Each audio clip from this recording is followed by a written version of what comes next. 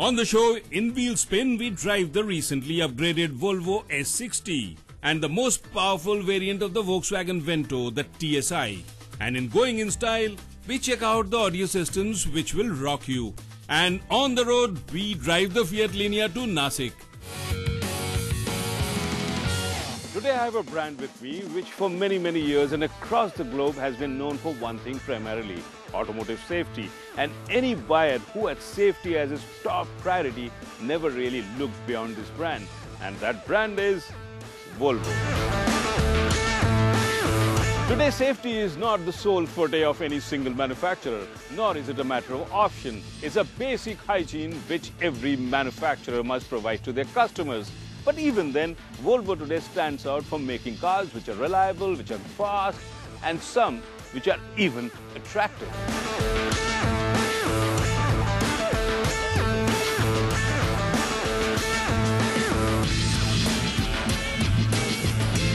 Volvo came into India in 2007 and set up a fully owned subsidiary. They have been offering their customers the XC90, the S60 and the V40. The cars, though well made and attractive, but had limited success as the company was in the setup phase and customers had limited access to the brand. But to the well-heeled, the Volvo name was familiar and held in high esteem.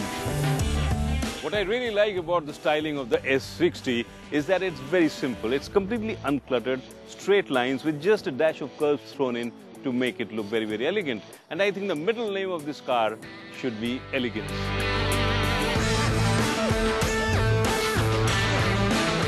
Go to the rear of the car and the S60 distinctly has a coupe-like appearance with a slanting roofline, although it remains a proper sedan with a big enough boot. While the sloping roof has added to the styling of the car, but at the same time it has made getting in and getting out of the car a bit difficult, especially if you are generously built. The rear seats have adequate space and they look quite classy as well, especially when they are draped in leather this color. But what I really don't like is getting in and out of this car. The doors don't open too wide, the footwell is too deep, and if you have a touch of arthritis, I'm sure getting in and out of the car will be a big problem for you.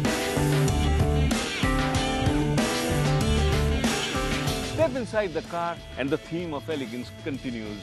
Volvo calls this design philosophy designed around you, and I can clearly see this happening because you see the seats, they're nicely bolstered, and when you corner hard, they hug you tight. The center console here is tilted towards you at an angle which makes it very visible and really nice looking. The instrumentation is very well spread out and looks very classy. Add all this to the conveniences and the comforts of the car, and I think you have one of the best interiors in this segment.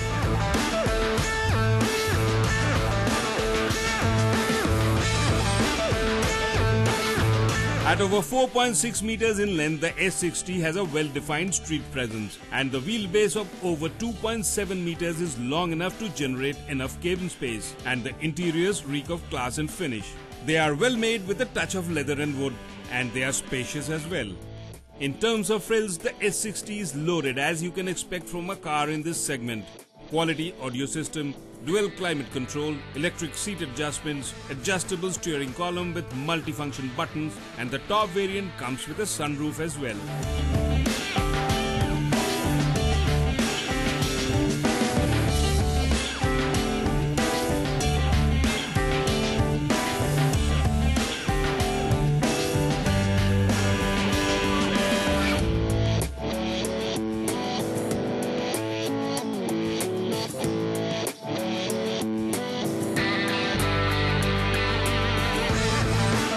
The S60 is powered by a 2-liter diesel which churns out 163 PS, and that's not bad for a car this size.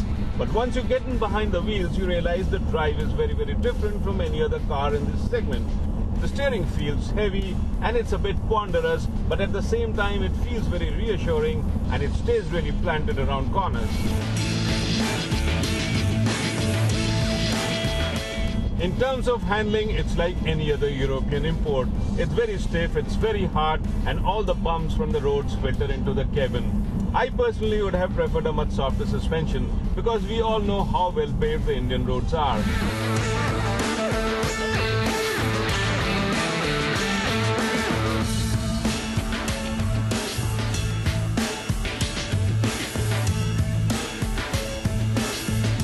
The engine is mated to a 6-speed transmission which comes with a manual and a sports mode, and it performs really well with smooth shifts and ergonomic positioning.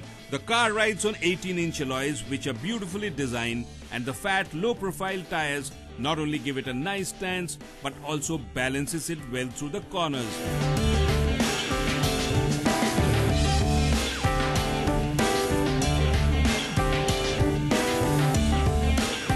Everything about this Volvo S60 tells me that's a car which is rather well made. It drives well, it looks good, it's reliable and it's safe. True to its Volvo badging. But then the question is, why do we see so few of these on Indian roads? The answer is simple. Ever since setting up shop in India, Volvo India has been on a bit of a sleep mode. And only lately they have woken up to the potential of the Indian market. They have launched a few products, they're in the process of setting up new dealership, and if all this happens, I'm sure we will see a few more of these Scandinavian warriors on Indian roads.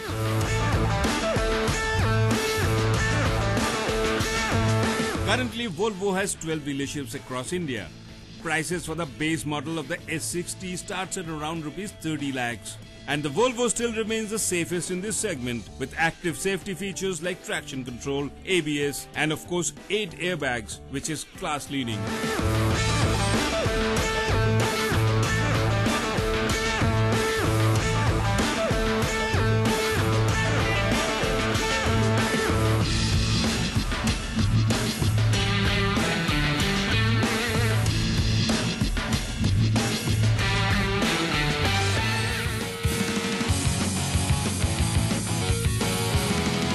New products always create their own excitement, but most times it's not possible for a manufacturer to come up with a brand new product. So what they do is very simple. They put on a few stickers, decals, alloy wheels, change the grille and call it a model year change or a new variant. And that sometimes bring in the buzz to the showroom.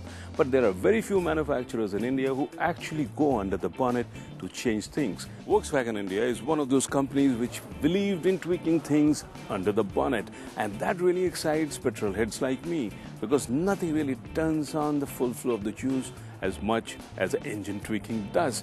Here is the Vento I have. The Vento is powered with a 1.6-liter engine, but what has changed is that it has become smaller in size. It's become 1.2-liter, and before you start presuming things have changed for the worse, let me tell you it's not. In fact, the 1.2-liter engine now belts out 105 PS, and that's something to at least turn me on, and enough encouragement to take it out on the tracks and see how she drives.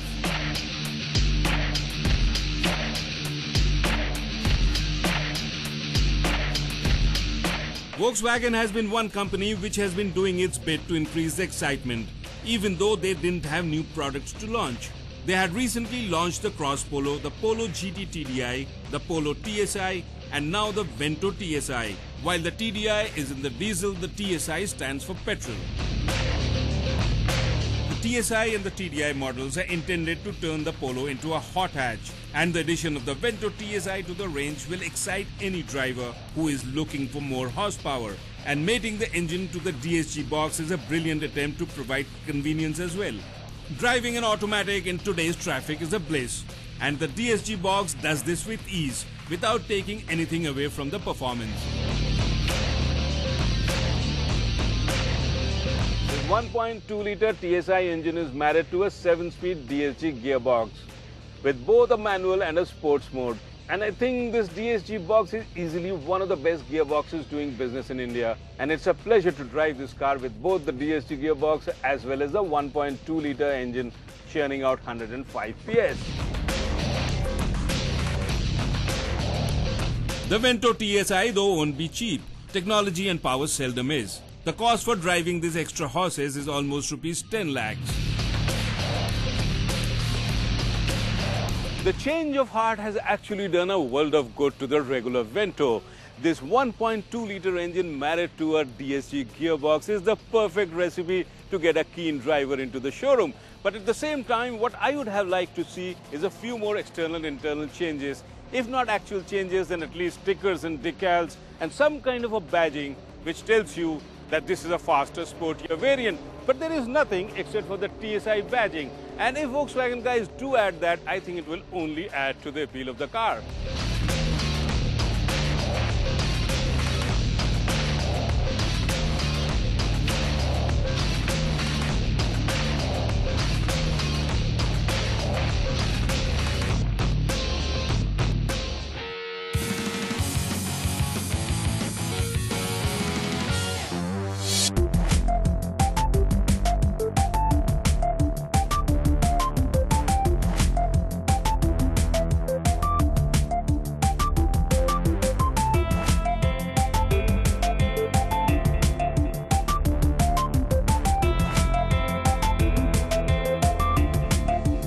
Ordinary people with ordinary cars, yet with an extraordinary desire to make them sound larger than life.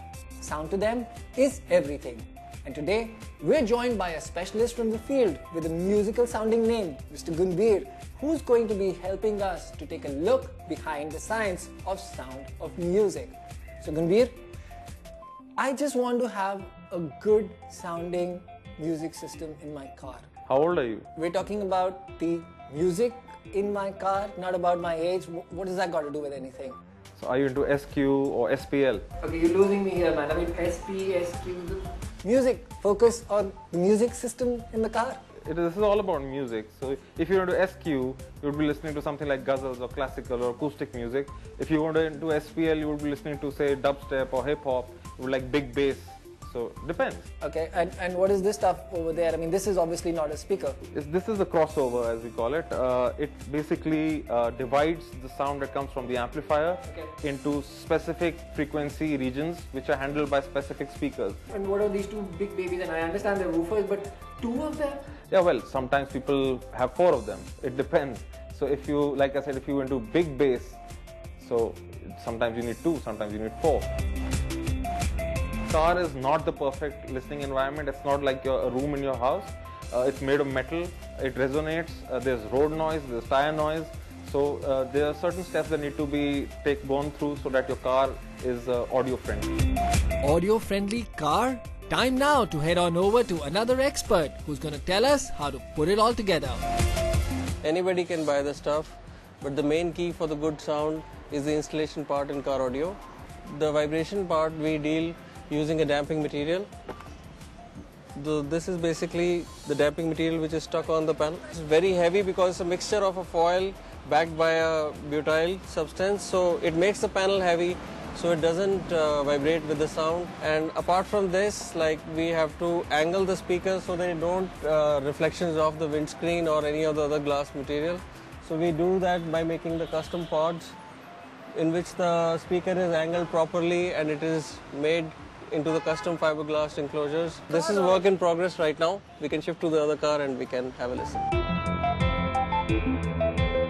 In this car we have an all-rounder setup with the basic setup of front speaker, rear speaker and subwoofer. This is basically a daily driver, so guy wants a better upgrade over the stock stereo. So this is what we have done best as a basic setup.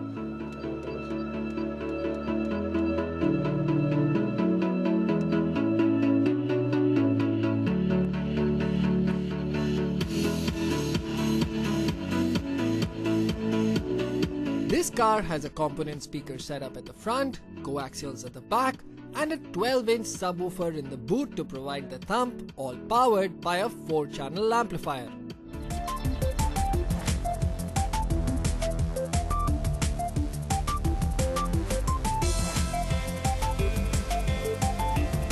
In this car, this can go loud and clear both at the same time.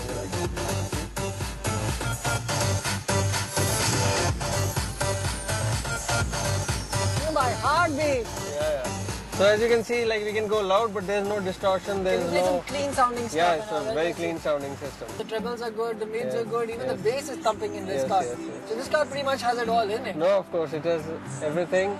He can listen to a very sober music and he can really rock it whenever he wants to. And what if we want a really thumping car sound? Do you have one of those as well? Yes. So let's go and have a listen to it in the other car. I saw the color of this car. I know it's designed to attract attention on the outside, and on the inside when I'm sitting, I see a big box because there's no back seat here. So I'm just scared to think what you've got inside this car. So this guy's priority was straightforward, that he wants the loudest car possible. So we have removed the rear seat and we have placed in a big box to accommodate 18-inch digital design. 18-inch subwoofer. Yes, I think it's going to go loud. Should I cover my ears or what are you playing? yeah, you have to eventually because it is a very loud setup. So I'll play a very popular song and you'll hear it very differently today. I see you whining and grinding up on the floor. It's really clear, yeah. I can tell you, yeah. At you and you already know I wanna love you. You already know I wanna 37? love you. Is loud enough? You already know, girl. Oh my God!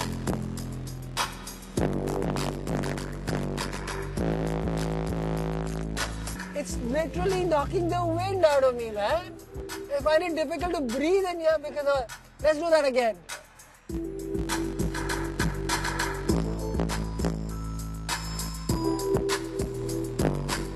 Okay, Subhan, I've just had my mind blown away by the stuff that I've heard outside, but now the scary part, the cost. We need good things come at a price. As you have heard the Cruise, it has a basic setup of 1.5 lakh rupees. The basic setup of 1,50,000 rupees. Yeah. And then moving on to the Rapid, it has a setup worth 4 lakh rupees. i10, which you have heard. The base monster. The base monster. In that car, the system is around 3 lakh rupees. The quest for buying and installing a great sounding car audio system just took on a new dimension. It's great to see the kind of science that goes into getting a car to become musically sound and of course, really, really loud.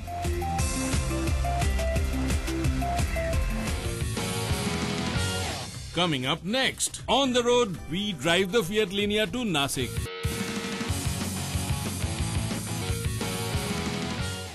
After spending a great weekend in Saputara, I'm now on my way back to Mumbai, but not before I make a stopover in Nashik. Temples, wineries, orchards, industries, Nashik has all of this and more. It's a destination that offers something for everyone, from the devout ascetic to the flashy wine connoisseur. So, let's get on the road.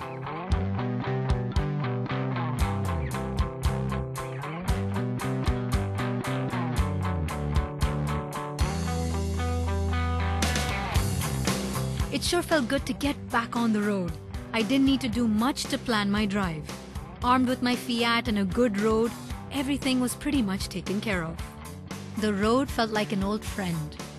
The drive from Saputara to Nashik allowed the Fiat to casually stretch her legs. I cruised along. I'm on the Saputara-Nashik highway with a distance of about 77 kilometers and of course, depending on traffic, it should take me about 2 hours to reach.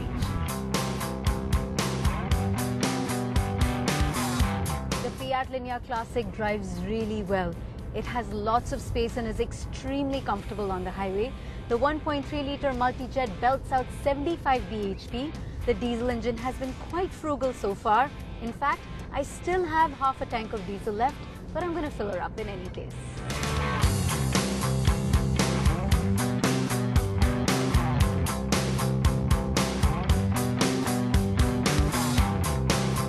Nashik, a city that has many identities, is perhaps most well known for its religious avatar. The pulsating energy in the narrow bazaars of the old city revolves in the Panchavati Ramkund area, located along the banks of the Godavari River. This is where, it is believed, the ancient Ayodhya royals Ram, Sita and Lakshman lived during their years of exile.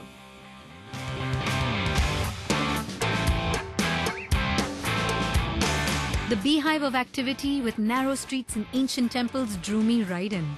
I wanted to walk with the locals and the pilgrims.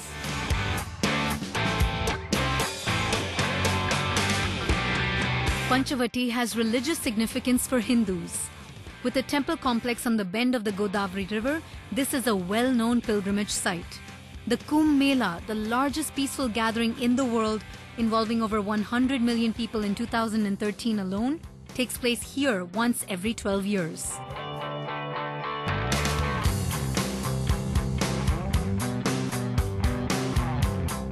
An important temple in this complex is the Naroshankar temple. Dedicated to Lord Shankara, this temple was constructed in 1747 by Naroshankar Raje Bahadur. Its main attraction is the 18th century Mayan-style architecture.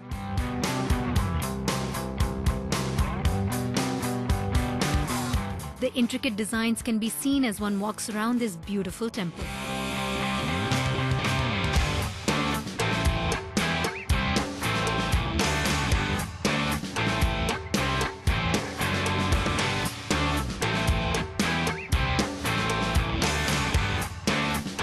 After my mini temple tour, I was happily back on my way. I now wanted to get to know the other avatar that Nashik was also famous for, the avatar of being the wine capital of India.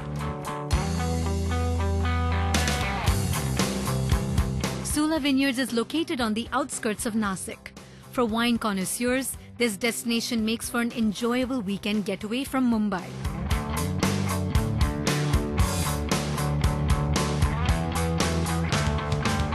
Sula Vineyards is perhaps India's most popular and most accessible winery. From humble beginnings in 1997, it has developed into a world-class winery set on a beautiful 35 acres.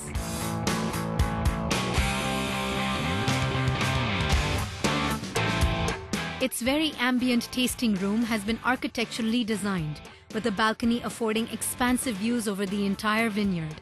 The wine bottle lights suspended from the ceilings are a unique touch and emit a warm glow.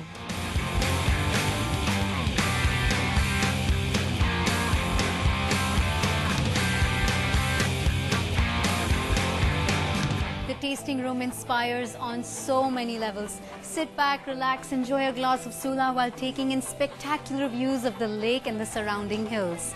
Chirping birds, an oasis of green, lovely lounge music. It's all so rejuvenating. This is also the perfect place to step into the magical world of wines. Away from the hustle and bustle of the city, Nashik actually has so much to offer to her visitors. I had such a lovely time at the Sula Vineyards that I almost don't want to go home. But alas, the time has come to head back with my trusted travel mate, the Fiat Linea Classic. See you next time.